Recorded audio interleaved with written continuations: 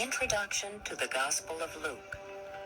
The largest number of details surrounding the birth of Jesus are recorded in the Gospel of Luke.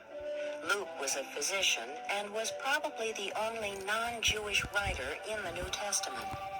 Luke wanted readers to understand that Jesus was not only the Son of God, but also a man. That's why Luke often uses the title Son of Man for Jesus.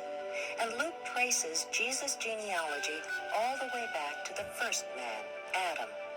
According to Luke, Jesus lived the perfect life as a man, and thus became the perfect sacrifice for our sin, so we may be saved. At the heart of this gospel are parables that show the compassion of Jesus as the pursuing Savior, in which he is likened to characters who search for a lost coin, a lost sheep, and a lost son. Luke recorded all these stories and events about Jesus for the helpless, lost, and confused people of every era. Before Luke wrote his gospel, he did extensive research. He was not an eyewitness of the life of Jesus.